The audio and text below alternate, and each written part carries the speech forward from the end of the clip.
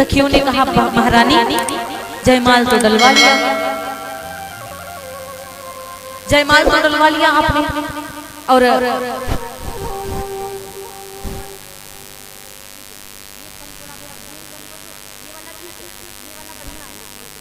तो महाराज कहा कि जयमाला तो डाल दिया, चरण को छुएगा बदनामी हो जाएगी तो नहीं नहीं नहीं नहीं नहीं, चरण को छूऊंगी तो कहीं उड़ गई तो। सखियों ने कहा बहन हाथ हाथ ना छुओ तो आंचल से छू, आंचल से छू सकती हो ना। और जैसे ही आंचल को बढ़ाया, आंचल से छुआ। अच्छा एक बात आप लोग बताएंगे, ये जो ये आंचल सब साड़ी पहनती सबको पता है ना, इसको आंचल कहते हैं। इससे कितने काम करती हो, इस आंचल से कितने काम बनाती हो आप लोग बताओ, बताइए। इस आंचल से मक्खियां हाँकती हो, ऐसे ऐसे करती हो? हाँ पक्का ही लोग करती हैं। मेहमान आते होंगे और कहीं दामाद जी आगे बैठे और कहीं पंखा नहीं मिला तो मैया लोग ऐसे ऐसे दामाद जी के समक्ष करती होंगी, करती हो क्या? हाँ ये तो कहती करते हैं। अच्छा एक बात बताओ, अब बच्चे की गिरीश तो नहीं पूछती हो यहाँ चल से, हैं बताओ, ये हांचल से कहीं गिरीश तो नहीं पूछती हो अपने बच्चों की? नहीं ना, रुमाल रखती हो तो बढ़िया, लेकिन होंगी इसमें एक दो मैया पक्का है जो साफ कर दे रही होंगी। और ये आंचल से शरबत तो नहीं छान देती हो दादा, तो बहुत ही गड़बड़ हो जाएगा। इसलिए निवेदन है इस नाम करियो आप लोग। हाँ वैसे आप लोग बड़ी प्यारी हैं, लेकिन पहले जमाने में ये सब जल्दबाजी में ज्यादा करते थे। छन्नी नहीं मिली उसी से छान दिए, उसी से गिरीशों पोछे, उसी से शरबत उठाए। भगवान राम राम राम बोले व्यास भगवान की। तो महाराज कहते हैं मैया ने आंचल, वो तो मैं मजाक कर रही थी हंसाने के लिए, लेकिन मैया ने चरणों को आंचल से स्पर्श किया। फिर भैया एकदम से धुआंधार आफत होने लगी, बहुत बादल टकराने लगे, और जब बादल टकराने लगे तो सब व्याकुल होने लगे, आखिर ये क्या होने लगा? अभी तक के तो सब बढ़िया था, आखिर अचानक से क्या होने लगा? देखा परशुराम चले आ रहा। कौन तोड़ा है धनवा को? जिसने तोड़ा होगा उसकी खोज मिटा दूंगा। हे जनक तुम सच सच बता बड़ी तुम्हारी धरती को उलट पलट कर दूंगा। जनक जी ने कहा महाराज क्षमा करिएगा, धनुष तो टूट गया है, जानकी का विवाह भी होने वाला, जयमाला पड़ गया है। अब भैया कहने लगे तो बताओ किसने तोड़ा धनुष को? क्यों धनुष को किसने तोड़ा? सारे राजा आज की तरफ शांत बैठे हैं, बिल्लू की तरफ छुपने लगे सारे राजा।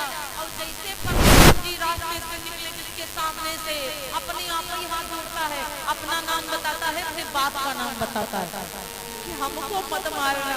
कुछ पापी बड़े प्रसन्न हो गए, अब तो परशुराम जी से नष्ट कर देंगे। तब तक लक्ष्मण जी उठ कर आए, बाबा जी को प्रणाम किया। बाबा जी प्रणाम, इतना काहे हमारी गुस्सा करे जा रहे हैं आप? अरे धनुआ था, घिसा पीकर टूट गया, अरे इसमें कौन लाल लगे हैं, दूसरा बनवा दूंगा। और जैसे परशुराम ने इतना परशुराम ने कहा बहुत बोलता है तू, देख रहा है मेरा एक खर्चा 21 बार क्षत्रियों को मैंने मारा है, ज्यादा बोलेगा तो तेरी गर्दन को उड़ा दूंगा। लक्ष्मण जी ने कहा छुई मुई की फिरमा नहीं है, जो छुए तो मुरझाए जाए, मारना है तो मारो, सोचो ना। विश्वामित्र इसको समझाओ, ये बहुत बोलता है। लक्ष्मण जी कहते बाबा आप काहे के लिए इतना परेशान हो रहे हो, हम दूसरा धनुष बनवा देंगे ना। विश्वामित्र जी कहते बच्चा है तो बच्चा रहे, बूढ़ों के मुख मत लग। लक्ष्मण जी ने कहा हम तो बच्चा है, आप तो बुढ़ाई हो, आप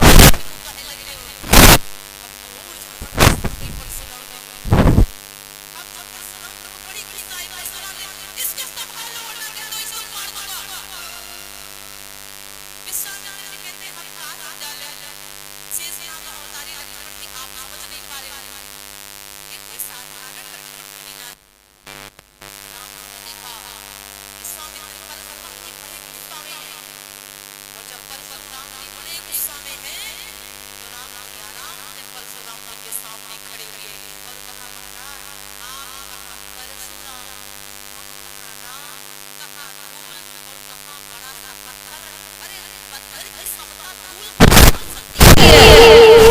परशुराम जी का क्यों बहुत सीखा।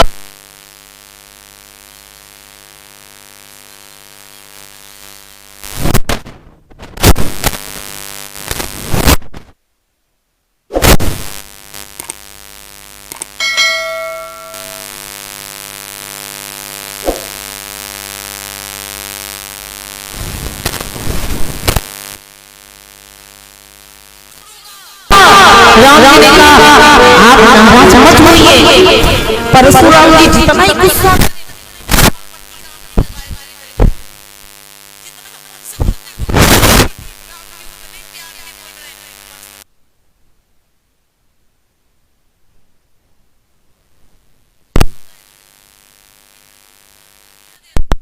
ये सुन ही नहीं रहा है।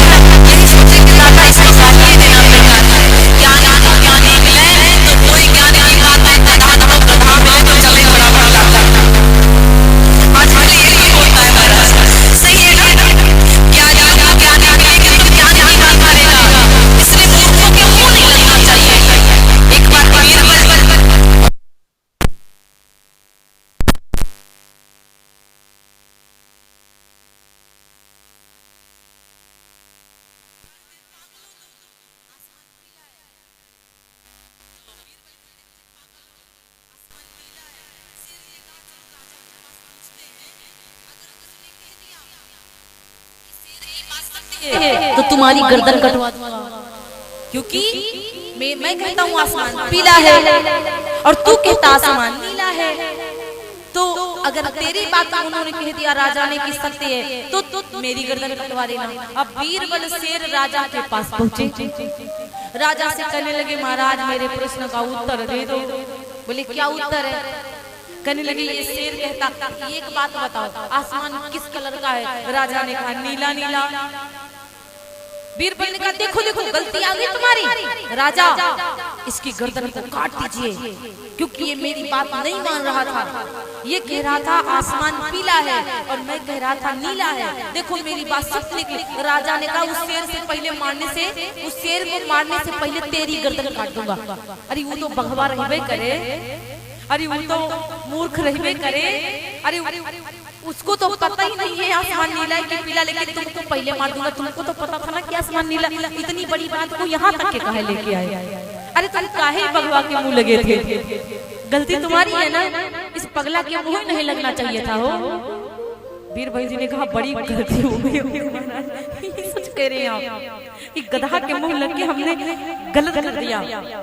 इसलिए कहते जो समझदार व्यक्ति हो ना उससे बात करना चाहिए, और जो मूर्खानंद हो उसको हेलो हाय भी नहीं करना चाहिए, बोलना ही नहीं चाहिए। पागलों की भीड़ में जाओगे तो मार खा जाओगे, इसलिए पागलों की भीड़ में कभी जाना ही नहीं चाहिए। बोली राधे राधे सीताराम। आधे लोग कहते हैं हाँ हाँ सीताराम, आधे लोग कहते हैं हाँ हाँ हम भी हैं, आज ही दिन का टाइम है। अगर इसी प्रकार का था रोज सुनते 2 दिन तो कितना अच्छा रहता है। आज सबके सब शांत से बैठे हैं और 2 दिन में तो चक्कर ही हमको आ गया। और कितने प्यारे लग रहे हैं आप सब लोग। 2 दिन में हम बड़े व्याकुल हो गए, हमें लगा 2 साल बीत गए यहाँ पे। नहीं आज हम लोगों को तो जल्दी जाना है। बोले व्यास भगवान की।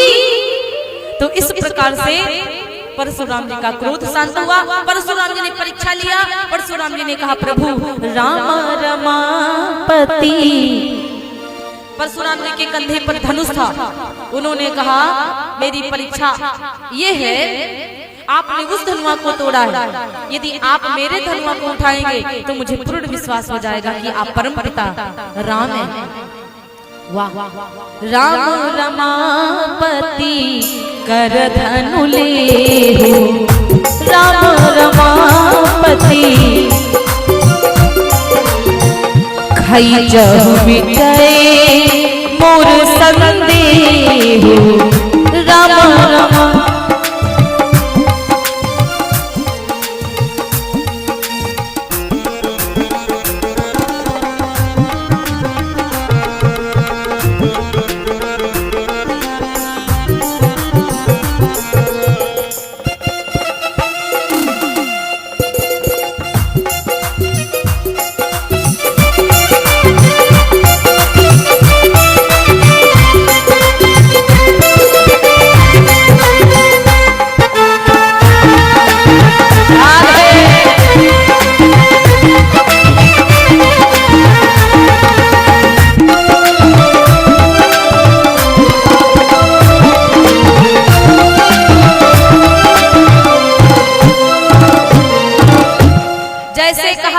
राम रमापति कर धनु लेहु खैचहु मिटाए मोर संदेहु। और जैसे परशुराम जी ने अपने धनुआ को उतार कर देना चाहा, तुरंत राम जी ने तो आगे हाथ भी नहीं किया, वो धनुआ देत चापू ही चल गया, देत चापू परशुराम मन विस्मय भय, देत चापे ही चल गया, परशुराम मन विस्मय भय।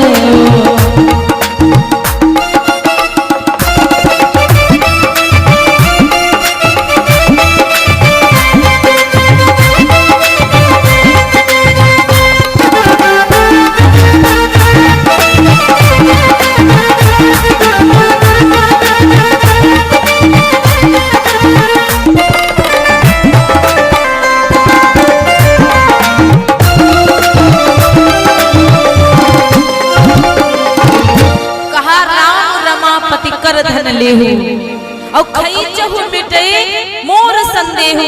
और जैसे अपना धनुष परशुराम जी देना चाहे, अपने आप ही वो धनुष उनके हाथ में चला। परशुराम जी समझ गए कि ये साक्षात नारायण है, साक्षात नारायण का अवतार है। फिर राम जी जानकी जी का जयमाल हुआ, फूलों की माला। कहाँ है भाई कमेटी वाले भैया लोग, कहाँ हैं? जानकी राम लक्ष्मण जी के लिए फूलों की माला चाहिए। बोले व्यास भगवान की जय। तो महाराज अब इस प्रकार से पाती को लिखा गया और जनकपुर से राजा दशरथ के यहाँ अयोध्या को भेजा गया। और अयोध्या जी से तब जाकर के बारात आती है। और जब बारात आती है तो सभी लोग मगन हैं, सभी लोग बड़ी प्रसन्न हैं। कहते हैं आइए बाराती कि बाजे बधाई जनक के द्वार, आए बाराती अपरंपार, आए हैं खुद भगवान दुल्हा जी बन आए हैं। देख के चंदा भी शर्माए हैं, भगवान दुल्हा जी बन आए हैं। देख के चंदा भी शर्माए।